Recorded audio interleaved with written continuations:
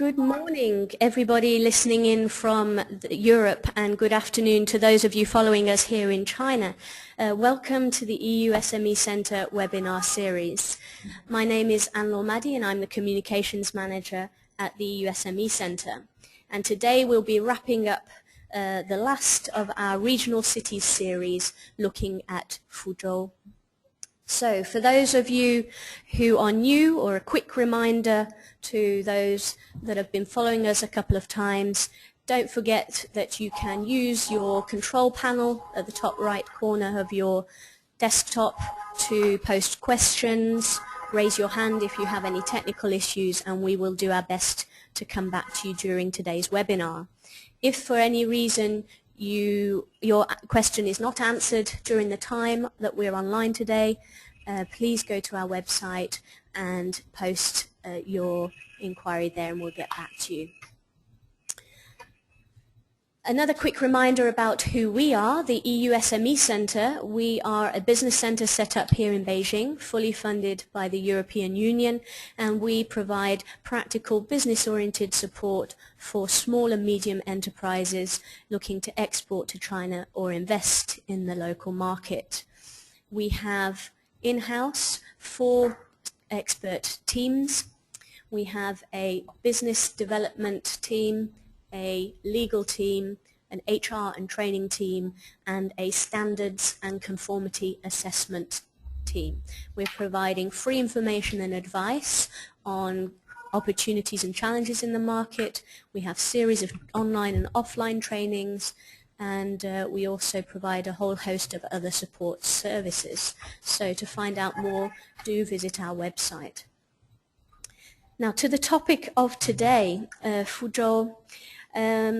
Here you see in the table a comparison of the 5 regional cities that we've been looking at over the last couple of months in our online webinar series. And you see Fuzhou here at the bottom that represents just over 7 million population size. It's a prefecture level city, and you can see that it has a considerable GDP of just over 467 billion Chinese renminbi, Chinese dollars, so a per capita of just over 64,000. Now here is another comparison you can see here of the growth GDP comparing the 5 cities, and you can see that the growth over these 5 cities has continued, although in the last year or two there's been a very, very slight dip, but still very two-digit positive growth here in Fuzhou. And today we have joining us from Fuzhou 2 very interesting panelists whom I will introduce to you one by one. So we have Alicia Jiang, who is the Deputy Director of the Enterprise Europe Network of the Southeast here in China, and later taking us through some of the more specific opportunities for European SMEs in the local market, we have Xiaoyan. So Xiaoyan, who is the Associate Professor of English of Xiamen University in Fujian and the Deputy Director of the Institute of Interpreting Studies. So a quick hello to Alicia and to Xiaoyan. Can you hear us? Hello. Hello. Sure. Okay. So to today's topic, we will be looking at opportunities for export and investment in Fuzhou. The Enterprise Europe Network is a European initiative that represents over nearly 600 business networks of business support organizations from over 50 countries, and their services are specifically catered to helping European small and medium businesses. In China there are 5 official main EEN points, of which Alicia today is the representative. So Alicia, I pass the microphone over to you over there in Fuzhou to introduce to us your background and to explain to everybody today what the role of the EEN Southeast is. Over to you, Alicia. Okay. And good afternoon, everyone. I'm Alicia. I have more than 16 years of working experience in the financial industry. As the Deputy Director of AEN Southeast China, I focus on providing services and organizing brokerage events and seminars to promote the multiple communication and collaboration between SMEs from the EU and China on trade, investment, and technology transfer. And I hold a degree in economics from Xiamen University. Yeah. Okay. Next slide, please. So I think the next slide is just coming up. There's a slight delay with the slides, but here you go. Okay.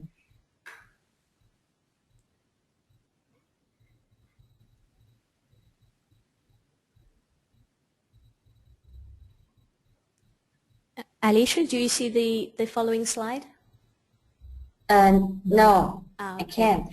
Okay, I think it should be coming up shortly. So it's just the introduction to the. Okay, I can introduce first and about our CCPIT Fujian. Okay, CCPIT Fujian founded as a foreign economic promotion organization, and it consisting of 8 city-level bridge and 4 industrial bridges and 43 county-level organizations. And more than 3,000 enterprises are members of CCPIT Fujian, covering all industries and various economic compositions. Yeah, Okay, next. and for those of us that don't know the CCOIC, can you explain that organization to us? It's some of construction about we can 国际商会 international chamber, Right. chambers of commerce, yeah. Okay. Okay, and the main functions of CCPIT Fujian, they are. They are China Council,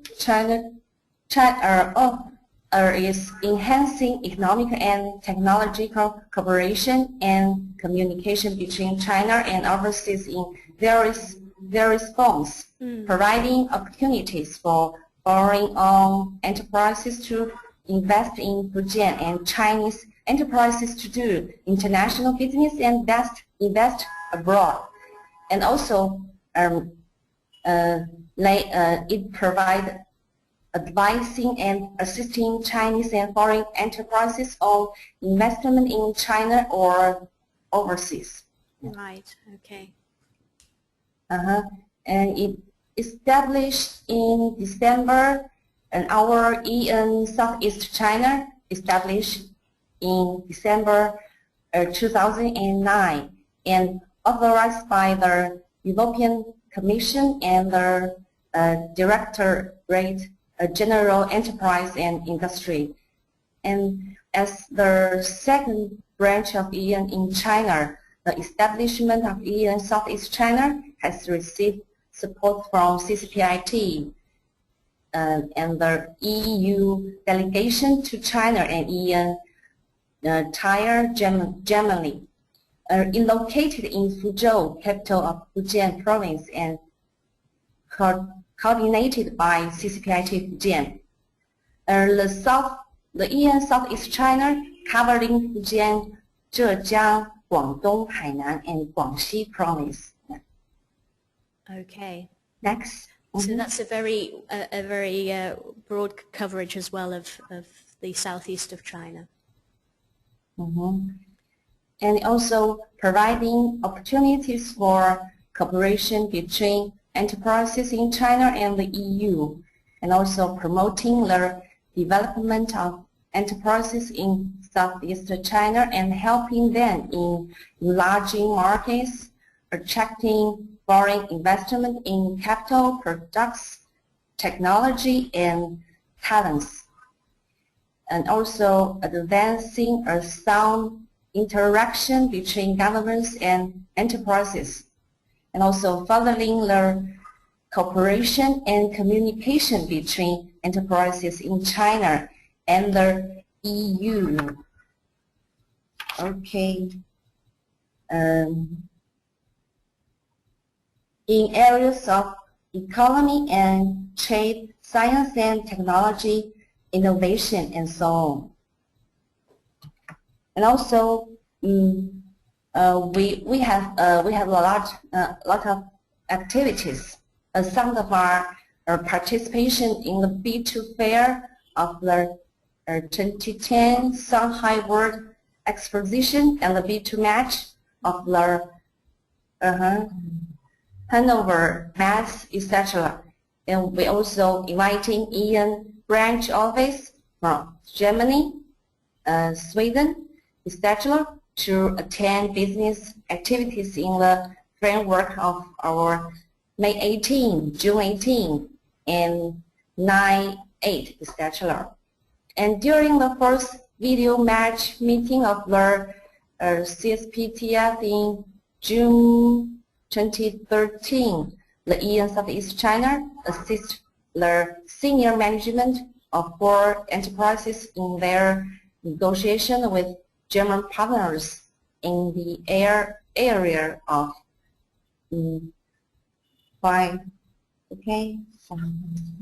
pharmaceuticals and food scientific. And this is our activities. And the first picture is during the Cross Strait Fair for Economic and Trade held on May 18, 2013. The British designers delegation came to Fuzhou and carried out project matching and exchanges in brand design and brand marketing with our company. And the second and the third picture are during the Green Economy Exposition held on June 18, 2013. We invited the German Chamber of Commerce to carry out projects such like a food, medical, etc., matching with our company via video. And the last picture is in March 2014, the Vice Provincial Governor conducted discussion with Air Liquide's top directors on third investments based on the cooperation agreement reached in 2013. And our main events in 2014 is we were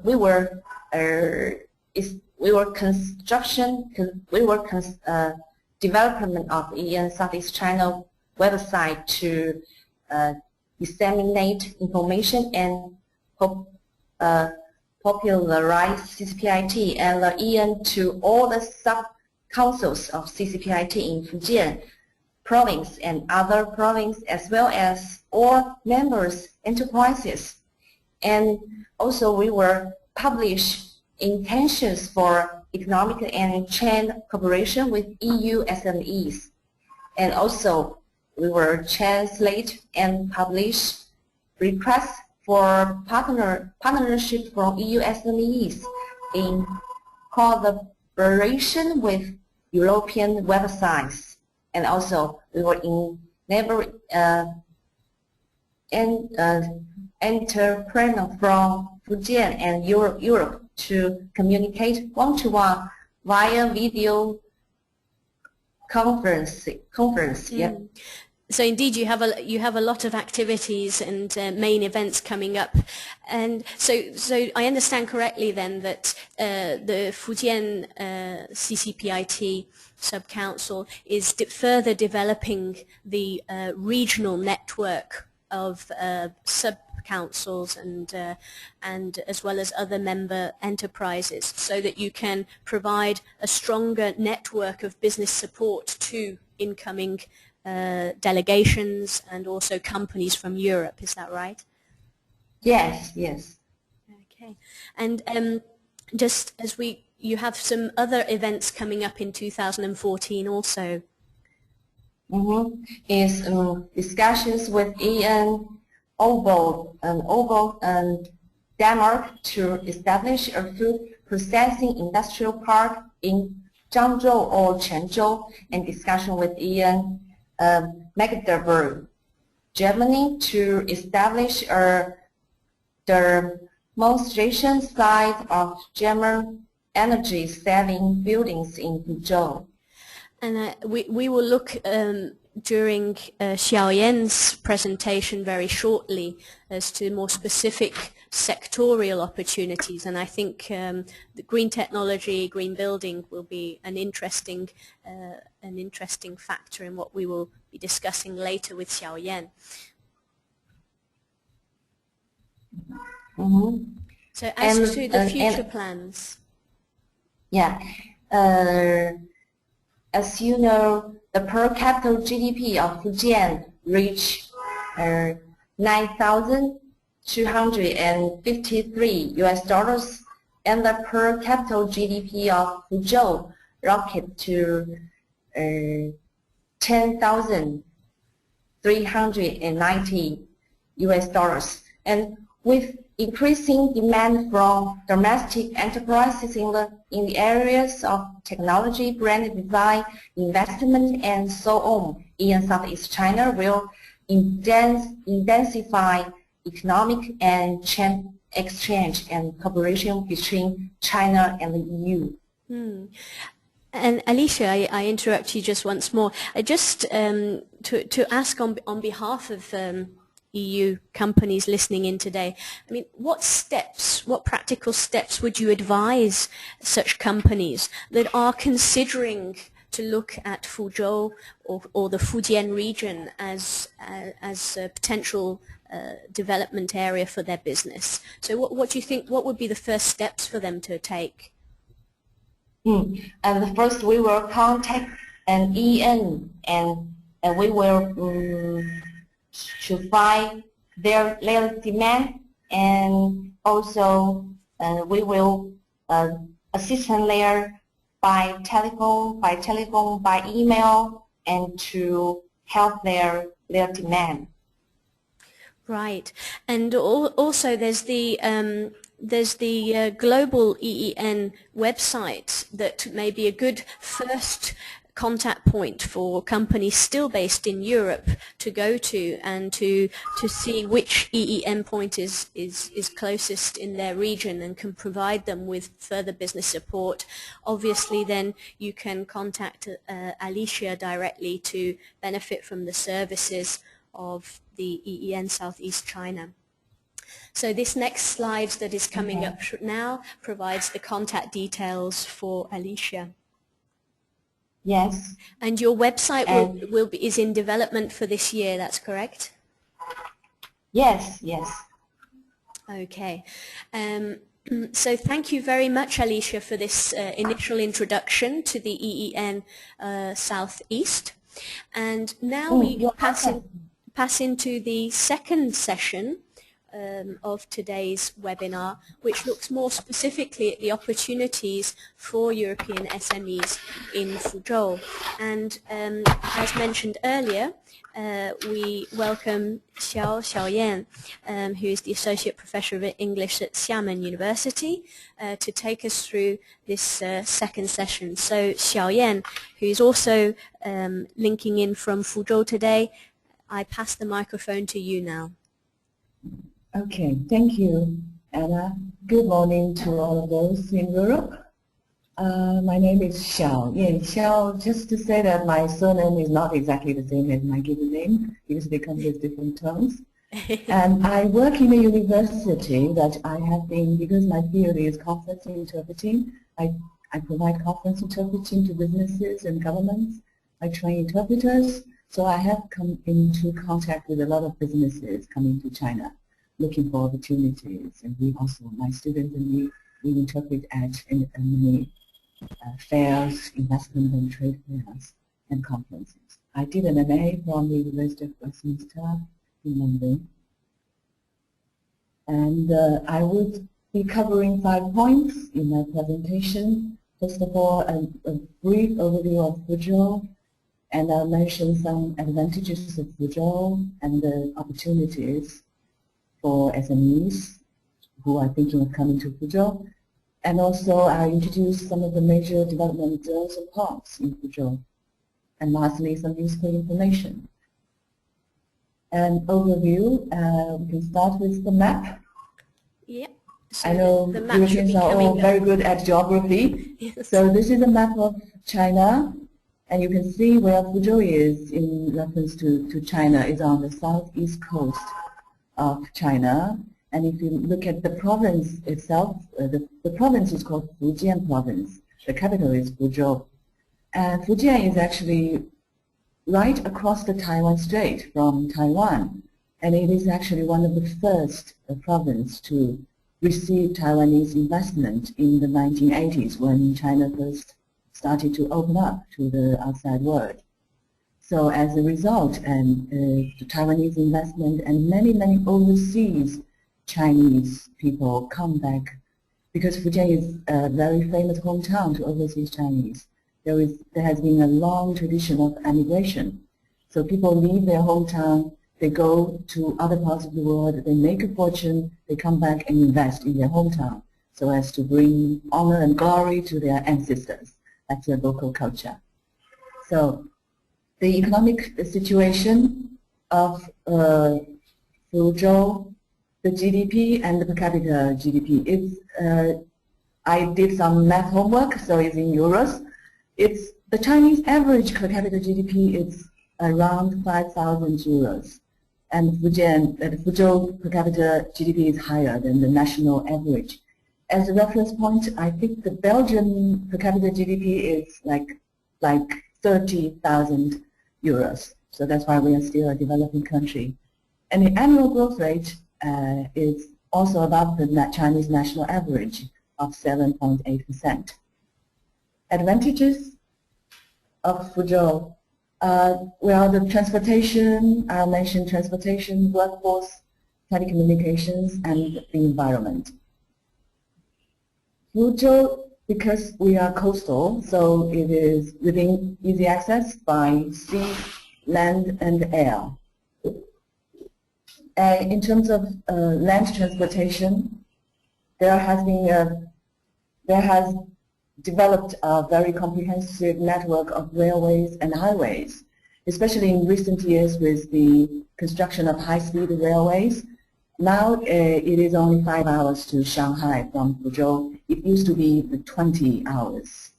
And 5 hours also to Shenzhen, which is right next to Hong Kong. So as a second-tier city, it is very easy to get around. And also by train or by land transportation, we can have access to all the major cities and counties and towns within and outside the province. And also very good connection linking Fuzhou with the Pearl River Delta and the Yangtze River Delta, which are the two most dynamic economic zones along the southeast China coast. And Fuzhou has one of China's top 10 container shipping ports, and it has direct sea routes to over 40 countries and regions, including Europe and Americas. And also by air, Fuzhou Airport is also one of China's top 10 airports, with domestic flights connecting all major Chinese capital cities and other major cities. There are also international flights. Currently, mainly, they fly to Southeast Asia, like Japan, Singapore, and Kuala Lumpur. And new air routes are to open in the next couple of years. But already there is direct flight from Amsterdam to Xiamen, which is only 2 hours from Fuzhou on the fast train. And also Fuzhou Airport is a hub of Xiamen Airlines. Fuzhou is home to many universities and colleges and professional schools. And that means one quarter of the workforce holds a college degree. And that means they have some degree of English, and mainly written English. And that's the problem of the English education in China. And also compared with, you can see the bar chart, compared with other cities, Fuzhou has a relatively lower labor cost. A monthly average salary is 540 euros only. And in terms of telecommunication services, Fuzhou provides good wireless networks, mobile networks, and internet services to users. Now in China, you see everybody on a bus or walking on the streets with a mobile phone. They're always connecting, chatting, videoing. So these services are essential for Chinese people as well. In all the hotels, restaurants, they have internet service, Wi-Fi. Environment-wise, Fujian, because we are on the coast, and actually a large part of north and the west Fujian is actually mountains. So it's a mountainous region. So we are actually the greenest province in China. And also there are rivers and lakes, and Fuzhou is also home to famous wetlands. So ecological-wise, we are very lucky. And Fuzhou's air quality has been ranked among the top in China. I was going to ask you, Xiaoyan, on the air quality, because we're sitting here in Beijing, and obviously Beijing over the last couple of years has been suffering from challenges with its air quality. So I understand that Fujian. Yeah, so that's very important, air quality, right? You can breathe. You don't need to wear a mask. Okay. And trade and investment opportunities. So you probably all know that EU is China's biggest trading partner now, and China is EU's second trading partner. They have US. And for Fuzhou, the city of Fuzhou, the trade volume with EU is also impressive. And for the first quarter of this year, both import and export have been on the rise, though slightly. And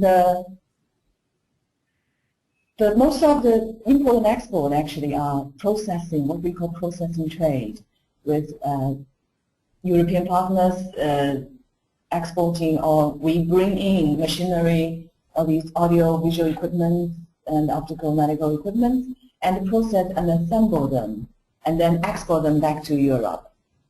And also, we also import from the EU some goods like plastic products and rubber products, furnitures, and like cosmetics.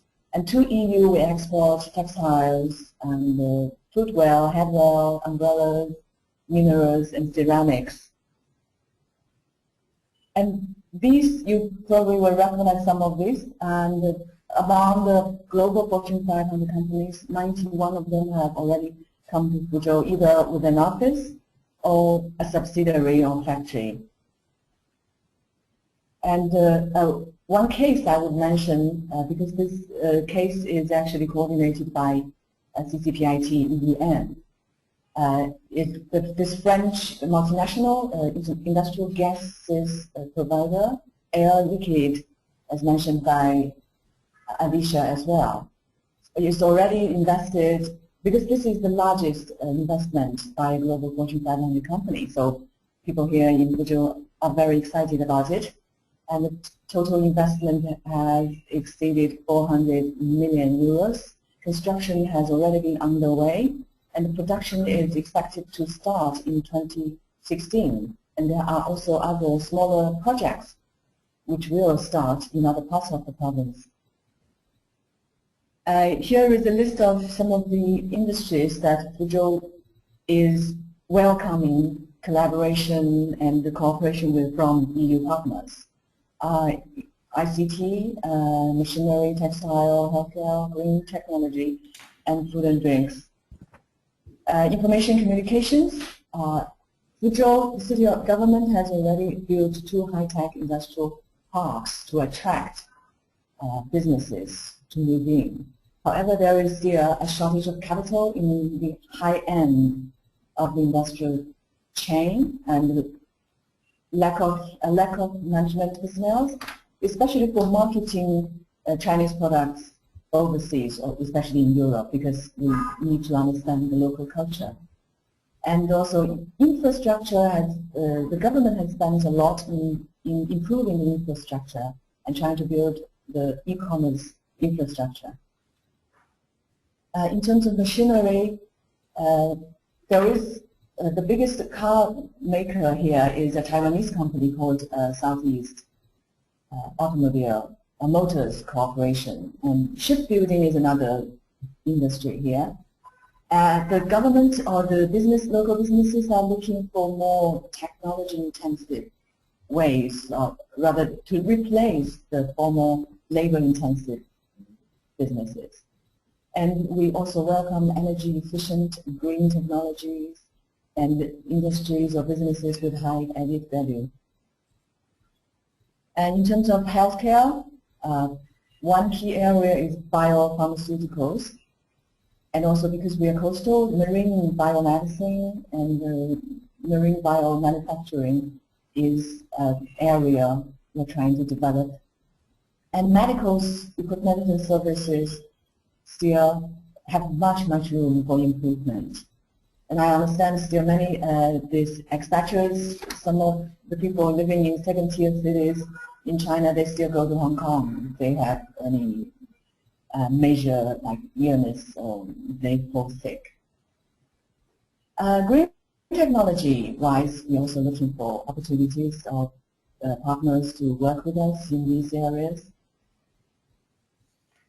In terms of food and the beverages or drinks, the local businesses are looking for advanced management mechanisms or the training systems, how to market the local foods. And we also would welcome collaborators in terms of bringing like greener foods or dairy products from EU. And from my own personal experience, I think wine would be a really good growth point. I drink a lot of wine, and my friends, the new rising Chinese middle class, are kind of finding it a fashion to drink wine. So for like company year-end banquets, we used to have Chinese liquor for the ganbeis, the bottom-ups. But now people all use wine. So, and sometimes it's a waste of wine when you sort of bottom up or the whole glass of wine, but it's good for the seller. It's true. I mean, we see a lot of inquiries coming through the EU SME Centre as well, specifically for from manufacturers, producers, and distributors of European food and beverages. And we have two of our most popular reports on our website are in fact an overview of the food and beverage market in China, and then a specific report on opportunities for selling wines in China. So there is indeed some interesting opportunities in that field. I have actually many of my own friends, they are dealing, like they are wine dealers. They buy wholesale from Europe, France, Italy, Spanish wines, or Australian, or California. And I buy from my friends, like cases of wine. I don't buy one bottle from the supermarket. So actually there is a big increase in market for that. And I've been to some wine tasting events organized by businesses or sometimes even with local government. So there is a lot of interest. And I personally, I like cheeses a lot. So I would love to see more cheese coming in. Right. And for local businesses, Chinese businesses, we would really need help in terms of R&D and to market the brand, and sometimes even just how to translate the name of the brand. For instance, we have many like Chinese names that may not work in European culture, like Seven Wolves. I don't know whether that sounds appealing, but so we need to have collaborators who would help us market, or maybe to jointly develop R&D centers, maybe in Europe. Okay, thank you, Xiaoyan. You mentioned a few slides earlier. You introduced the case study of Air Liquide, who is investing very heavily in Fuzhou now. And you've also gone through some of the key sectors where there is demand coming from Fuzhou, and especially where European small and medium businesses are very innovative, have high technology, and therefore have potential to really be successful in such a market. Do you see many European small businesses setting up in Fuzhou? Do you see an upward trend? Do you have any examples of some smaller companies setting up? Usually people pay more. What's reporting the news are big companies, but from my own personal experience living in this province, people, a younger generation, they are very they kind of go after European brands for cosmetics, for foods, for wine, or just for shoes, handbags. So, and I would think there are many opportunities for them. And I don't know how small is a small company, but we have seen a lot of European names of products here. Like Carrefour, Metro, these are all very successful retailers in different cities, in Fuzhou and in other cities. Okay. Okay, thank you. Can I continue? Or? Yes, please do. So now we okay, get to the fourth point. Okay, yeah. How am I doing with time? Maybe so I won't you have about around part, 10 to 15 minutes left. 15 minutes. Okay. Yeah. Okay.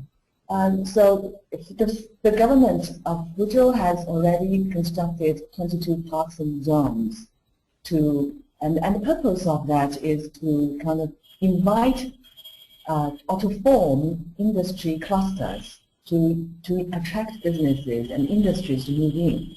Already there are over 6,000 enterprises moved in different parks and zones. And when a business moves in a park or in the high-tech or maybe a trade company, you enjoy preferential policies, land policies. And another advantage of moving in these parks is that you have all the facilities, the electricity, the transportation and water, sewage treatment, and everything will be in place. For instance, the software park, this is the largest in the province, and over 400 companies already moved in, employing 13,000 people. And this park is aimed at attracting software and computer industry or businesses. And other parks, this park, I would like to mention the Economic and Technological Development Zone. This is targeted to attract overseas Chinese businesses, especially because I mentioned in the beginning the tradition of this province, and because many overseas Chinese people, successful business people, they want to come back and reinvest in China, in their villages. They want to kind of show their fellow folks that I've made a fortune and now I'm back and I want to help you guys.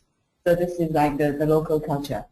And so this is built to attract Chinese businesses overseas to come back. And the bonded zone is targeted at attracting trade companies. And the supporting facilities include tariff and the clearance. And also it is very easy access by air, sea, and land. And this is another high-tech zone.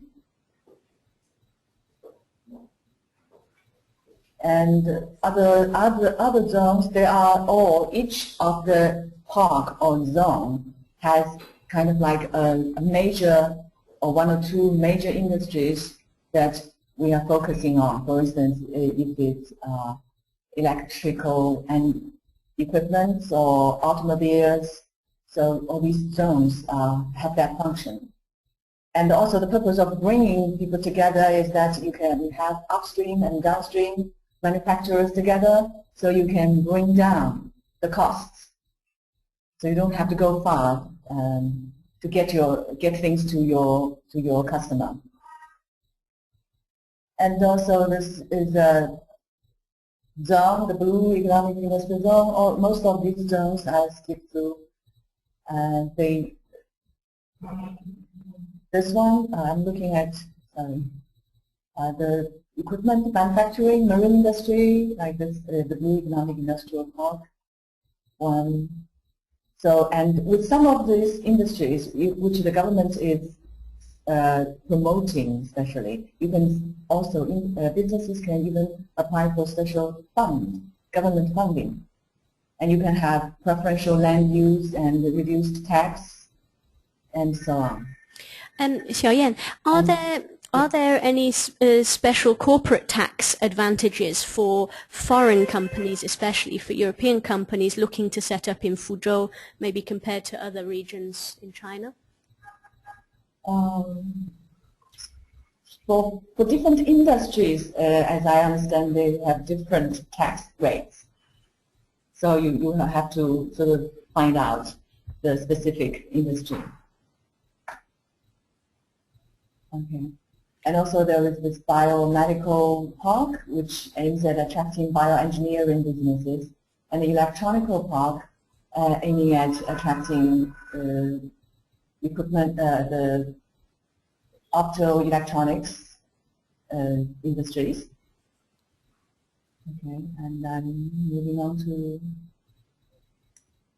actually through most of the slides, different parks.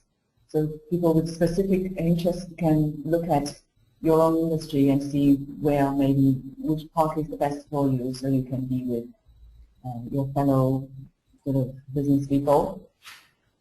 And next I would move on. I'd like to move on to the well-known fairs in Fuzhou. Sure. So Alicia also mentioned the May 18th, 518. Chinese people like to use the numbers directly. The May 18th fair, which is the largest trade fair for economic cooperation. It started as a fair to attract Taiwanese business people, but now 500,000 people from all over the world come to the fair. So for European SMEs, if you want to perhaps bring in a commodity, for instance, if you want to sell wine, maybe the best way would be to come to the fair, and instead of hiring an agency to do a very expensive market research, perhaps you can just bring some sampling and start to see how people, the 500,000 people who come to the fair, how they react to your food, to cheese or wine. So this would be a good opportunity to start. And if you rush, you can still get a ticket to come here. And also in June, there is another big fair, the technology and projects. This is where people with technology looking for capital, or people with capital looking for technologies, or people with expertise, they come and they try to hook up with each other. So this is also a very big event here in Fuzhou next month. And another fair I would mention is takes place in September in Xiamen, and that is a very big investment in trade fair. It's the biggest in China, so people can also come, and usually the Minister of Commerce would come to give a speech. And that is in Xiamen. So these are some of the famous fairs, so people interested can maybe look at one of these and come and see for yourself. And these are some of the websites in English. You can find more information about doing business or investing in Fuzhou. And also I've listed some organizations that serve international businesses with the company agency names and the addresses and telephone numbers in the next slide. And so here you have the Entry-Exit Administration Bureau, the Bureau of Personnel, the Business Council, and Foreign Investment Enterprises Association. I mean, a little bit similar to the question I posed to Alicia earlier, Xiaoyan, for a European company looking to get connected on the ground in Fuzhou, you know, what would be your advice to them? And also, would you recommend one of the development zones or one of the areas to a European company looking to set up as a good point? I mean, you mentioned just now that maybe visiting a fair for the first time in the region is a good opportunity to analyze a bit better the market opportunities. Well, an EU SME, maybe you can first try to see whether you can find any local trade representative. And but if you just ask questions for EEN, and I think in China, if you get one person, then you get what you need, because this person would have connections with other things, what you need. So you, as a first step, you can start with maybe contacting CCPIT or EEN, and then they'll refer you to the relevant agencies or organizations. If you need to find out about tax policies, they'll refer you to someone who knows, or the bureau that has the answers for the questions. Okay, thank you. And for getting more information on the development zones, is this a service, Alicia, that the EEN in Fuzhou can provide? Can you help with introductions to the local development zones? And I think all affairs related to EU, we just arrange all affairs related to EU, and now we construct a website and to help EU SME enterprises and our local enterprises. Okay, thank you. So this brings the second part of today's webinar to an end. So thank you for that, Xiaoyan. And if you would like to post any further questions to Xiaoyan, you have her contact details there. And I just would like to give the audience a little bit of time now to raise any questions that they may have. So please use your questions chat box in the online panel to share any questions. And just before we finish off today, I'd like to launch a poll to those listening in. Since today's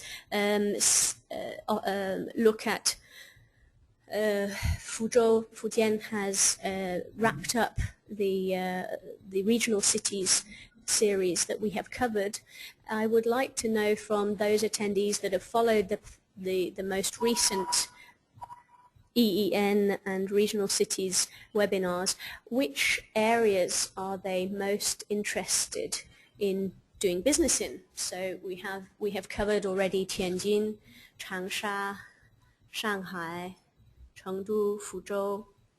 So I give you all a little moment to take part in that poll. I think maybe some of you listening in today are not necessarily actively engaging in business directly. So I give you a couple more moments to suggest. Okay.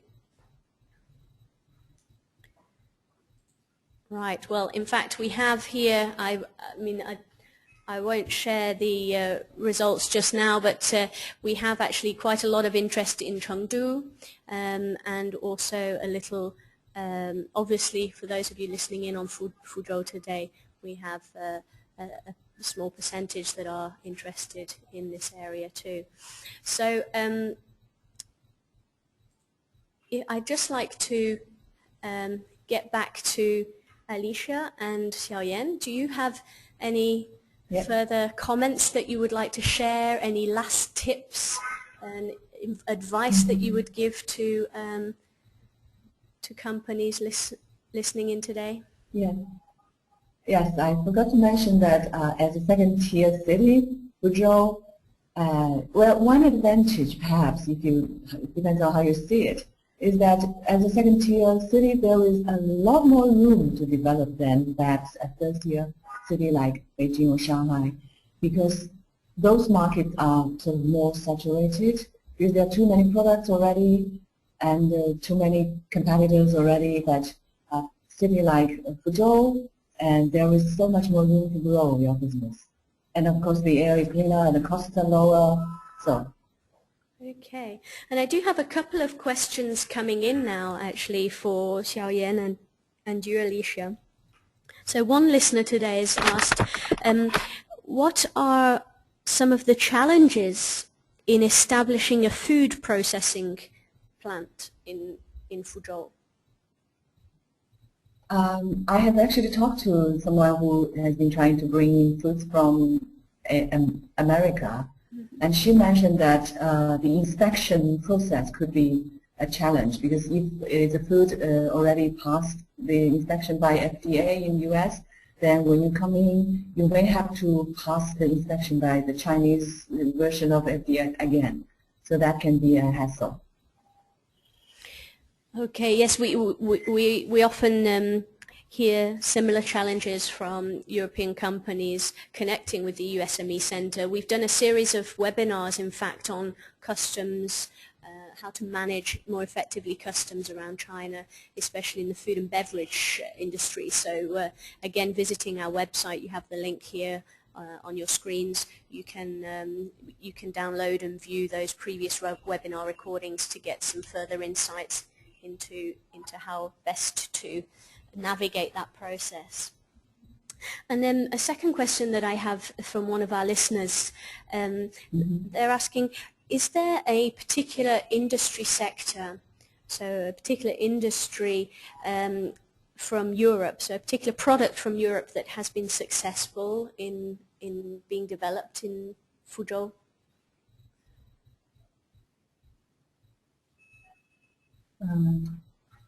So any particular business area from Europe? I mean, you mentioned that the large retailers have been successful. The retailers, yeah, a big, like the industrial gas one.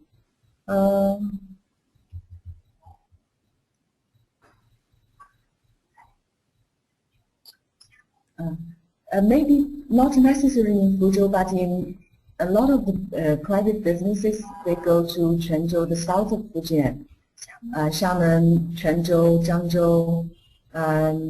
I would think the wine business is very successful, and cosmetics, because all of my friends use European brands. Okay, and then a third question. And cream, like. Okay. And probably we've got time for one more question before we round off. Again, it's surrounding the food and beverage industry. So how can a company manage some of the food safety issues in the region? Because they are sourcing their ingredients or their food products locally. That can be a challenge. There are regulations in China, and the thing is that you really, the process, that's why a lot of the local companies are looking for management mechanism. From like the news report of KFC, I know they have very, very strict sort of regulations of how the oil and how long the French fries can stay there, otherwise you have to throw it away. But still there are people who will violate some of the regulations, but then the government is really cracking down on that food safety issues. Okay, so at this moment I would like to thank both Xiaoyan and Alicia for your time today and for your insights into opportunities for doing business in Fuzhou. Thank you both for your time and for your expertise. and I know that everyone will have learnt a great deal in today's session. I just wanted to finish off the last couple of minutes of today's webinar just to announce some upcoming activities from the EU SME Centre. So tomorrow, May 14th, we will continue our webinar series, and this time we will be looking at the industry in smart metering and the smart grid in China. So if you are in Europe from 10 to 11 Central European time, and if you are in China from 4 p.m. till 5 p.m. you can log into that webinar tomorrow. And later on this month, on May the 26th, we will be in Shanghai doing a training in Shanghai on how to establish a company outside of the first-tier cities, so establishing a company in second and third-tier cities outside of Shanghai and Beijing. So this will tackle more in depth some of the issues that we've been talking about in our regional cities webinars over the past couple of weeks. And May 27th we will be in Fuzhou, and we will be looking at selling online, so online business, e-commerce for SMEs in China, and we will be doing this event in joint collaboration with the China IPR SME Help Desk. So I would like to thank everybody for listening in today, and when you log out of today's session, I remind you there's a very short and brief survey for you to fill out to give us some valuable feedback from today's webinar. I leave you with our website address and our info@ email for you to get in contact with us if you have any follow-up questions or whether you would like to benefit from the free services of the EU SME Centre. We're very active on social media, so do not hesitate to stay connected on the 4 platforms as well. So thank you very much. Thank you, Alicia. Thank you, Xiaoyan. Thank you. You're welcome. And Thank you for having us. to see you next time. Thank you. Bye-bye. Bye-bye. Bye-bye.